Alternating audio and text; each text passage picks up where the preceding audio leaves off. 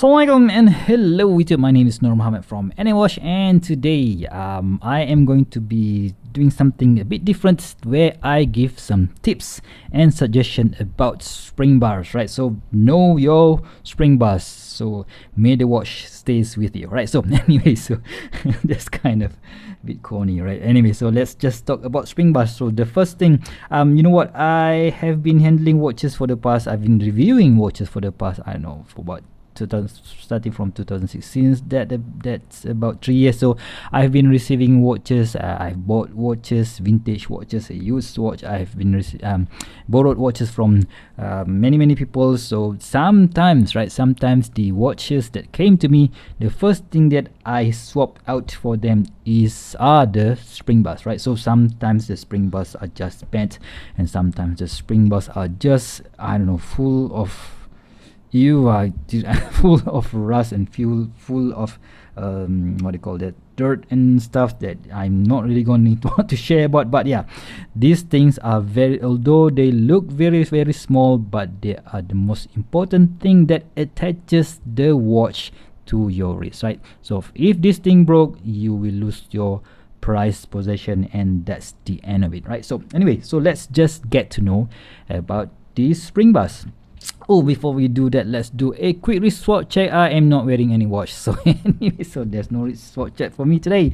Anyway, so I've got a few watches that we're going to use here as a demonstration. We've got the Seiko Monster SRP 313K1 on the left. In the middle, we have the Seiko SRP 821, the Seiko Turtle, and of course the Orient Ray 2, the orange dial version, right? So let's get to know the first type of spring bar, which is this super cheap, right? Super cheap 1.5mm spring bar. So you can see that these are the straps that normally comes when you buy straps from AliExpress or from any other online stores. These things are very cheap and cheerful, and also quite dangerous if you keep it on your wrist. So the diameter is about 1.5mm, or maybe sometimes less than that. So it's quite dangerous, you know. So let me just show you what I mean by that. So let's just try and put this on the on one of these straps. So you can see on this aftermarket strap, you can see that the holes is quite big, right? So quite big there. So when you put it on when you put this super cheap 1.5mm spring bar inside the strap, what will happen is that so let's say I'm putting it on this, let's say if I put it on, oops, just drop on this Seiko Monster, what will happen is that this Seiko Monster or any other dive watch for that matter, so will have quite a huge hole, right? So and you put it like so, it will slip, and sometimes it won't fit onto the watch. So this is the first negative point of this particular 1.5mm strap spring bar. Of course, you can try putting it on a watch. Maybe the holes on the Seiko Monster is a bit too big, so you can put it on a Seiko 5, for example. But still, if I say I'm gonna try and put it like so, yeah, you can see that it is okay, but still, I don't think that this is the best. You know what? Let's just put just the spring bar right there. Oops. Okay, so yeah, but still it doesn't inspire confidence. It will break. I've never had any such incident, but it doesn't really inspire confidence, because this thing is quite prone to bending, and it will become rust from time to time.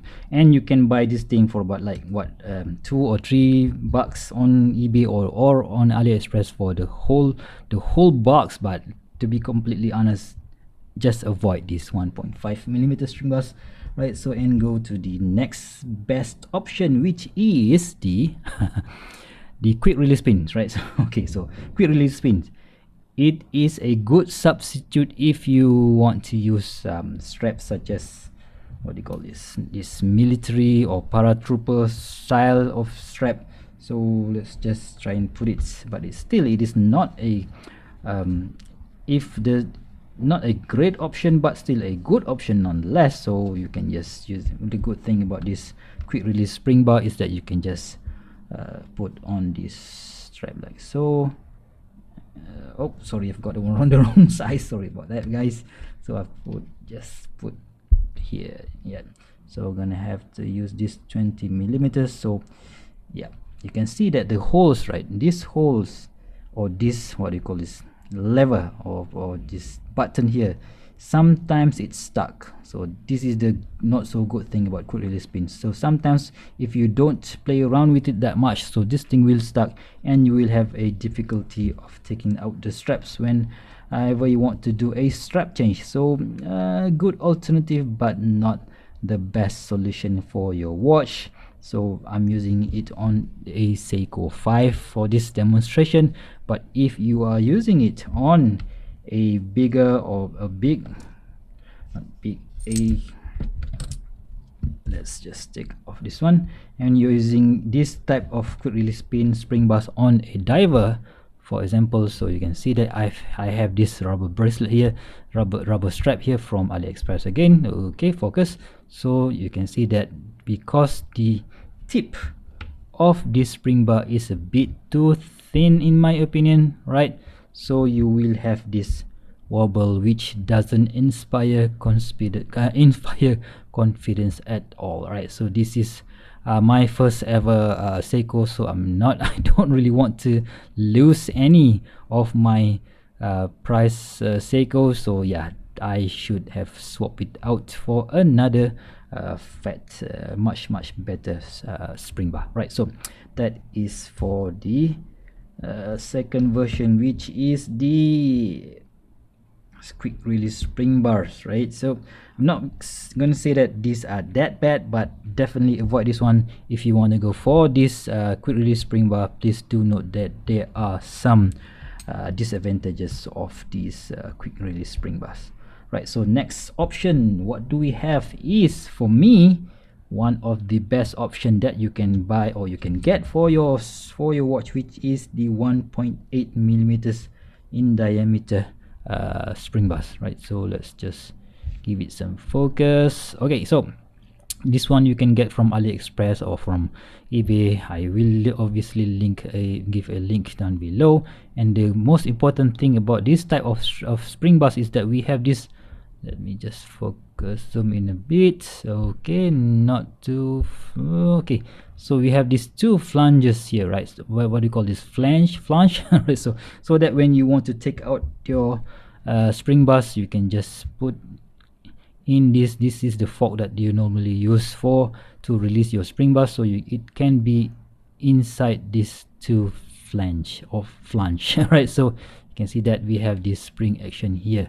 So some of these spring bars, they only have just one flange. So what will happen is that this flange will be at the body of the watch case, so it's quite difficult for your fork to get in here. But if you have a double flange spring bar, it will be much more easy for you to use it to fork it out from your watch, right? So 1.8 millimeters, of course, if you have a big fat bracelet such as this one, is going to be a bit loose. Also, if you guys want to use something that maybe some kind of maybe a, what do you call it, a leather strap or something similar, I will just show you a sample. So this is the Colareb strap that I've had for a few years now. So this one is using a 1.8 millimeter string bar. It is easy to take out and swap it in,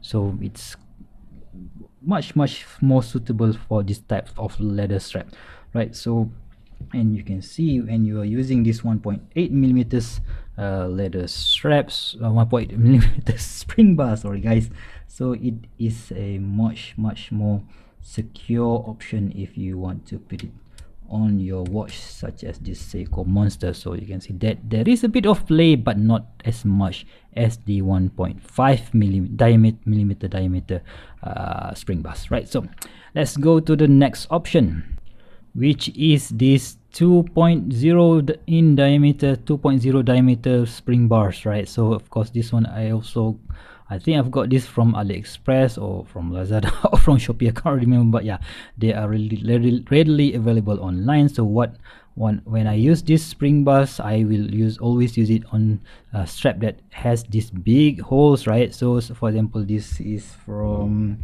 I think this one is from Heimdallr, my Heimdallr, I think.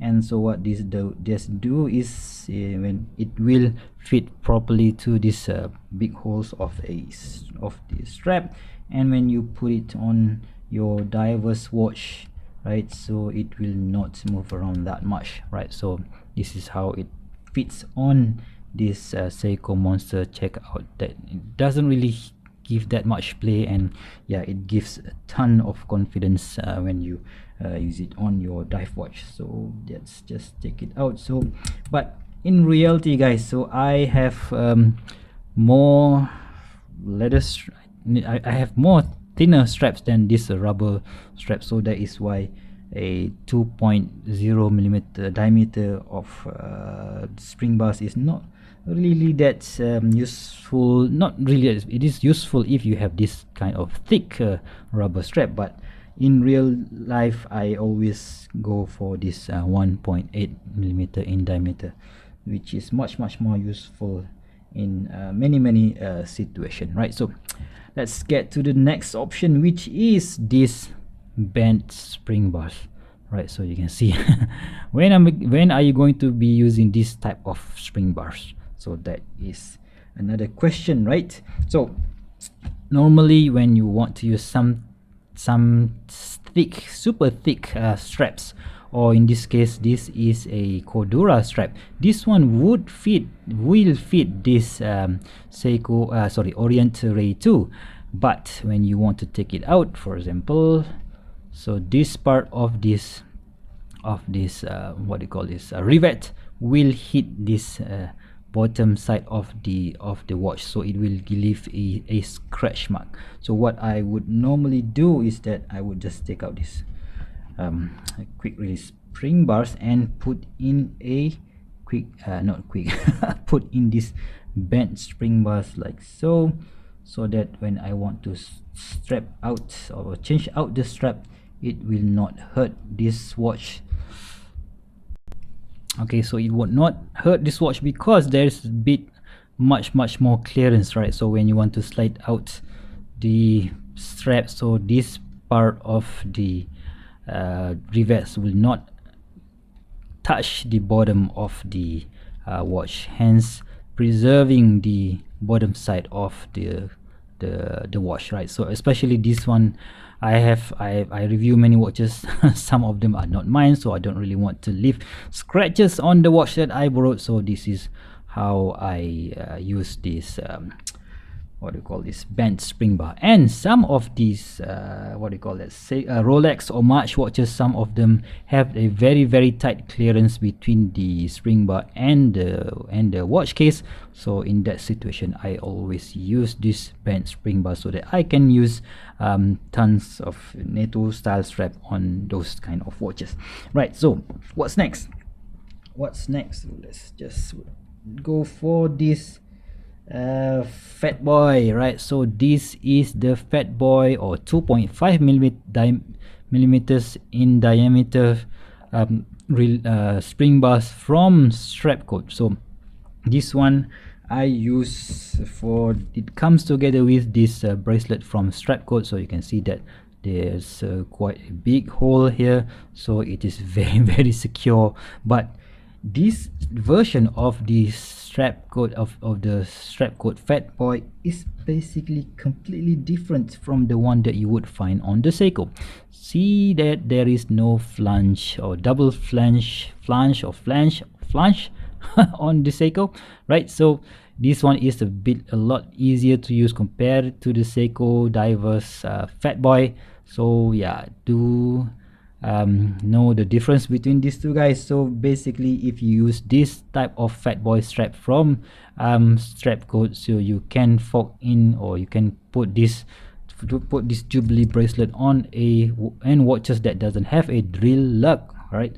So but if you are using the Seiko Fat Boy spring bars, you will have to use it on just watches with drill lugs, which looks like that. So if let's say I put this spring bar here, okay, so you can see that there is no way, if I don't have if I don't have this spring bar. Oh, I actually, this one is in 20 millimeters, so there is a, if I don't have my spring, if I don't, if the watch doesn't come with a drill lug, so you don't really have any area to put your spring bar tools inside here, so it's quite difficult. So don't use this type of fat boy Seiko fat boy spring bar on a non-drill lug watches, right? So yeah, is how the only way that you can get it out from the watch, right? So if you guys think that that the spring bars are equal, so think again, guys. So know your spring bars so that you won't lose any of your watches. And yeah, I hope that this explanation does come handy to you. And if you guys like the information, or if you guys think that this video adds value to you, so please give me a like and give me a subscribe, and it really does helps the channel. And until next time, I'll see you soon. Stay safe. Bye bye.